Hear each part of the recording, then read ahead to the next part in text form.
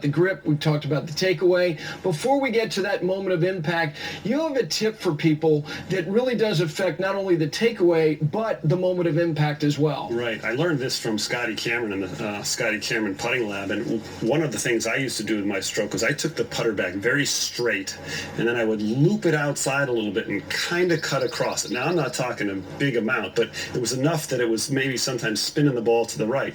And Scotty gave me a drill or a little tip that I think the viewer will like, especially if they cut across the putts. Scotty told me to address the ball way out on the heel like this, and then to take your normal stroke and hit it on the middle of the club face at impact. And it feels odd to set up with the putter that far outside of the ball, but to do this, it makes you almost loop the putter back inside and hit it with a little bit of a draw stroke. I really like that drill. Yeah, and for more tips like that, you can simply go to golfchannel.com and see a lot of things that Brad has on putting. Now, impact. The idea of what happens at impact. You see a lot of people, they'll get to impact, their left wrist will break down, you'll hear the term deceleration. What are the keys, do you think, for the recreational golfer when it comes to impacting that putter with the ball? Well, there's a lot of players that putt different ways, that hit up on the ball, some hit down at the ball. I know one thing, that putter has to be accelerating when you hit the ball. But there's one thing, Gary, that I think is mistaken. I see a lot of my amateur golfer partners, when they take the putter back, they take it back a short distance, and then they follow through a long way, and they try and really accelerate the putter that way.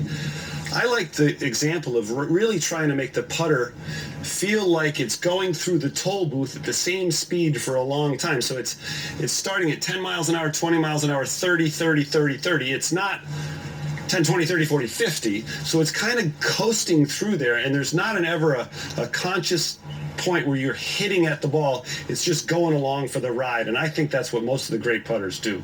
You also, the idea of energy, and people talk about energy through the ball. Can you explain that? Well, what I really feel like the mistake people make is they try to feel like they're accelerating the putter, and you see their putter finishing high, their left wrist breaking down. I like to see the stroke be the same distance going backward and then forward. So sometimes I'll put coins down and say, I want my backstroke to end here and my forward stroke to end here.